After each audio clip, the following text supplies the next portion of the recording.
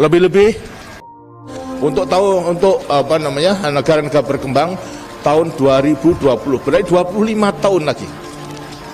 Anak-anak yang nanti umur tahun 2020 berarti 25 tahun, berarti anak-anak remaja sekarang. Mungkin anak-anak pelajar sekarang.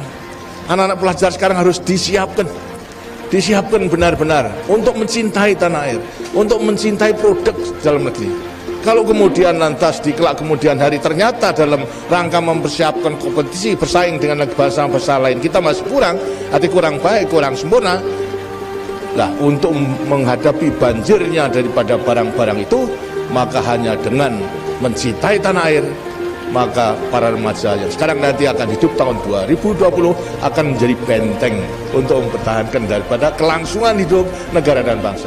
Kita mau bicara pertumbuhan ekonomi dengan satu variabel, seluruh rasionalitas ekonomi dibatalkan oleh coronavirus, COVID-19 membatalkan seluruh asumsi ekonomi.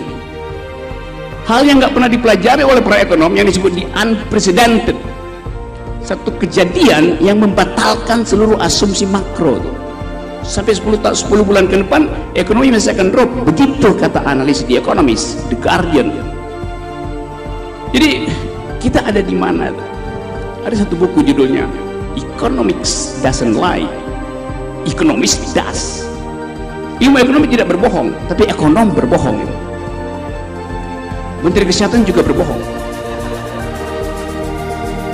Jadi itulah keadaan kita hari ini.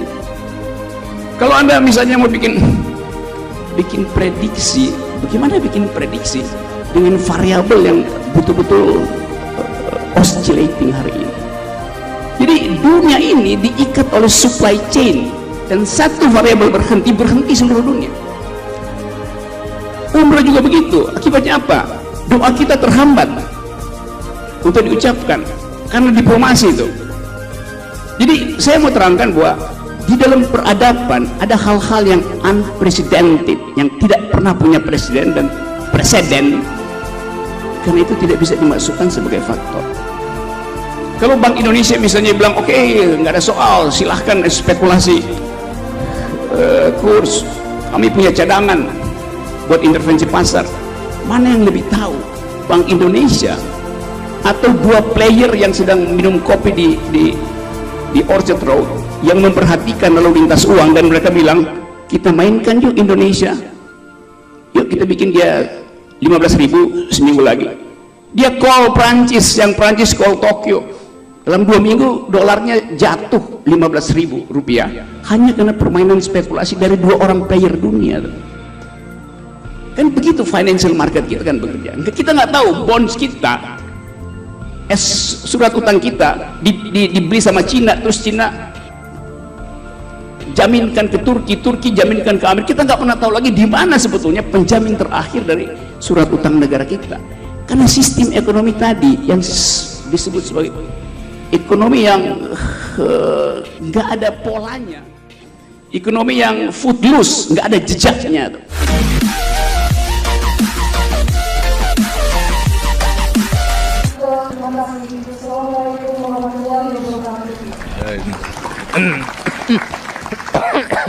Silakan duduk.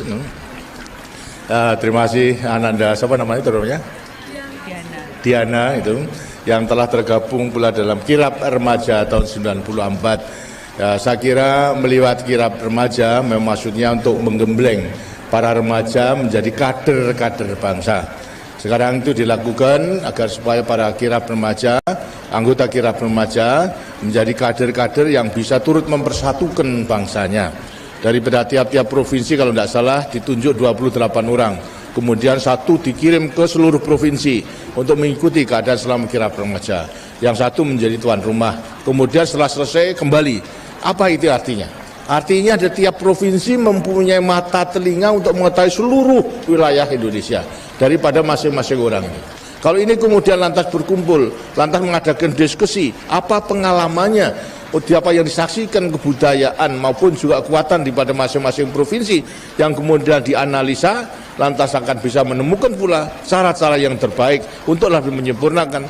Inilah akan merupakan modal yang baik dalam mempersiapkan diri sebagai kader-kader bangsa. Karena yang penting pertama akan timbul daripada jiwa kepahlawannya kalau mencintai tanah airnya. Dan setelah mengetahui seluruh keadaan provinsi, pasti akan mencintai tanah airnya. Kalau sudah mencintai tanah airnya, tidak akan mereka melepaskan tanggung jawabnya sebagai pemuda untuk dapat mengabdikan dirinya kepada negara dan bangsa yang segera membangun. Apalagi kalau nanti dalam keadaan bahaya.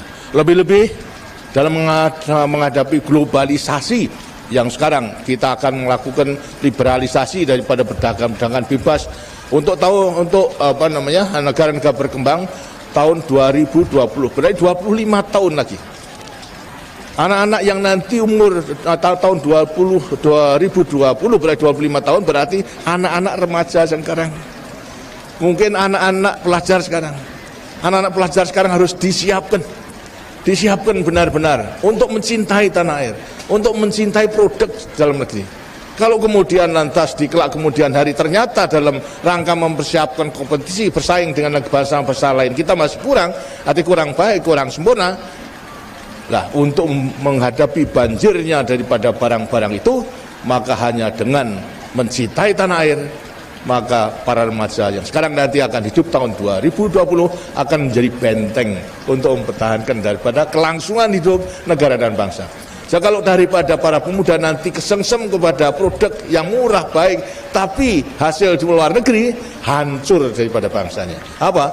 Produknya tidak ada yang membeli. Kalau tidak ada yang membeli, pabriknya tutup. Lantas semua tidak bisa bekerja, tidak bisa makan. Lah itu. Inilah merupakan satu juga kekuatan yang harus kita siapkan. Jadi daripada semua pendidikan, lebih-lebih juga daripada perguruan tinggi harus mampu mempersiapkan. Bukan kita curang, tidak, tapi kita menyelamatkan negara. Kita sekarang harus meningkatkan daya saing kita yang tinggi, dan pasti kita dapat, kita yakin. Tapi andai kata tidak, senjatanya adalah mulai sekarang adalah nasionalisme, mencintai kepada tanah air, mencintai pada produk dalam negeri, harus mulai sekarang. Jangan-jangan mulai sekarang sudah lebih cinta kepada produk import, nah itu sudah melatih diri yang kurang baik gitu. Sekarang harus betul-betul apa yang kurang baik tadi itu merupakan produk dalam negeri harus kita beli, kita gunakan. Jadi itulah maksudnya agar supaya mencintai tanah air berarti mencintai hasil rakyatnya sendiri, berarti mencintai rakyatnya sendiri. Jangan sampai nanti hancur karena kita kurang mencintai tanah airnya. Dari situ peranan daripada wanita banyak gitu nanti untuk dapat itu. Apalagi juga kebutuhan keluarga semua harusnya ditentukan daripada kaum wanita, daripada keluarga yang harus menentukan apa yang diperlukan gitu. Dan banyak sekali, karena itu siaplah. Jadi bekal untuk sekarang melewati kirap remaja itu sudah merupakan satu usaha yang baik, dan usahakan dan diterima sekarang merupakan tim dari tiap-tiap provinsi untuk terus-menerus mengikuti diskusi daripada perkembangan di berbagai daerah. Mengerti, Diana? Ya, terima kasih. Rasakan pandangan dan pendapat sungguh merupakan suatu saran yang baik, terutama mengenai pembangunan desa, agar supaya daripada desa yang masih tertinggal dan juga daripada rakyat yang masih hidup di bawah garis kemiskinan itu bisa teratas. Sebetulnya mengenai soal pembangunan desa itu bukan hal yang baru, itu daripada pelaksanaan trilogi pembangunan, ialah stabilitas nasional, pertumbuhan dan pemerataan. Itu pemerataan sejak semula daripada tahun pertama daripada pelita pertama itu sudah dilaksanakan. Jadi pembangunan diutamakan kepada pedesaan, di sampingnya pertanian, kemudian industri, tapi pedesaan. Apa wujudnya? Ialah mengenai Enpres desa. Enpres desa itu sejak tahun sejak daripada pelita pertama sudah dilaksanakan, walaupun jumlahnya itu hanya sedikit, hanya 100.000 pada waktu, karena kemampuan negara tidak ada. Tapi maksudnya pada waktu itu 100.000 itu adalah mendorong supaya desa itu turut membangun. Jangan sampai ada satu desa pun yang tidak turut membangun dengan dorongan daripada Enpres desa dengan 100.000. Sekarang sudah menjadi 6 juta dari tiap-tiap desa. Itu juga sebagai dorongan. Ternyata desa yang baik itu adalah menggunakan potensi yang ada, bisa melibatkan 100.000 daripada Enpres desa itu, nilainya pembangunan karena segala sesuatu dilakukan oleh desa dan direncanakan nilainya bisa 10 kali, 20 kali daripada desa tersebut. Ini yang kemudian menjadi desa yang maju.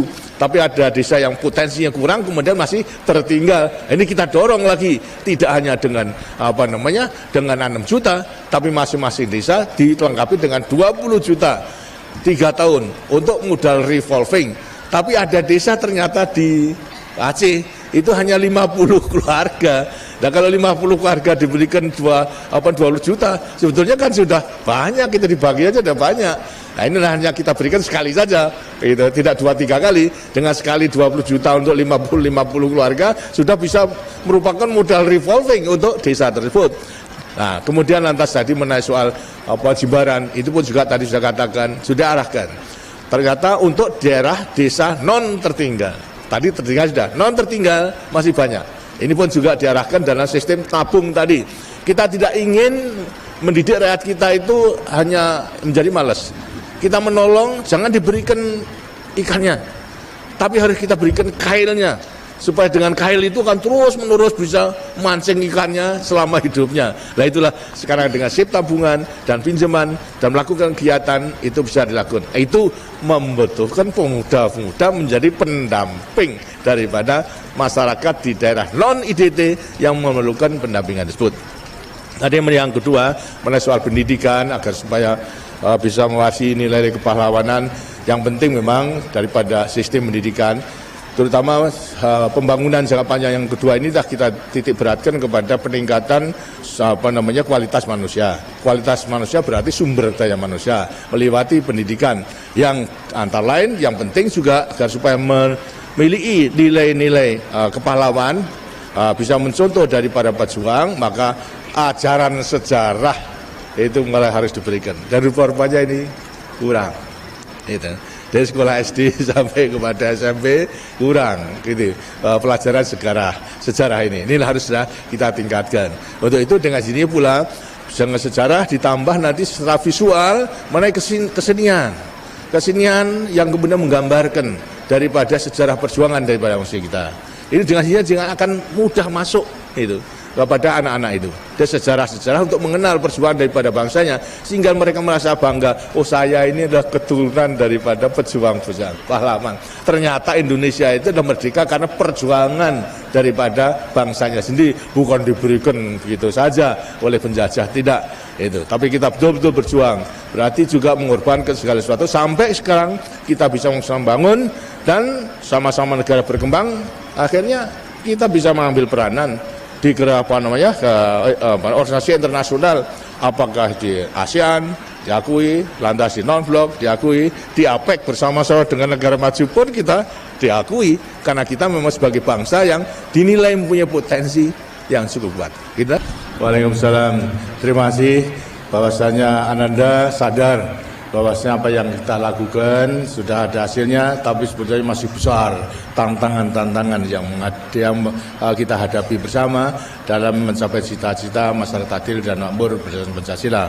Seperti tadi yang saya katakan adalah lapangan kerja. Memang sejak semula sasaran yang kita tentukan yang sangat sederhana dalam meningkatkan kesejahteraan daripada rakyat apa? Cukupnya pangan, cukupnya sandang, cukupnya papan, lapangan kerja. 4. Pendidikan dan kesehatan sesuai dengan kemampuan. Sekarang pangan sudah bisa swasembada. Sandang di mana-mana sudah bisa. Bahasanya kita ekspor. Papan mulai berjalan. Memang tenaga kerja yang merupakan tantangan yang luar biasa. Kenapa? Tiap tahun bukan kurang daripada tenaga kerja, tapi tiap tahun tambah tenaga kerjanya itu tidak sedikit tambahnya. 2,5 juta tiap tahun, sedangkan lapangan kerja dengan sini harus kita siapkan sama. Karena itulah ini hendaknya merupakan satu tantangan pula daripada para pemuda.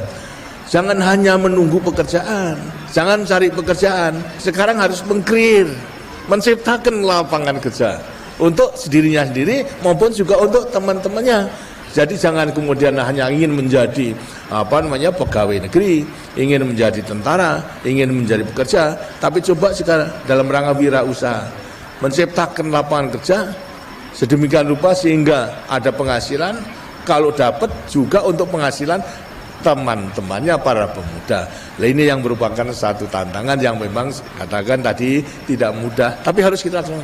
Gitu. Kalau jangan kita lantas sekarang dijiwai semangat kepahlawanan.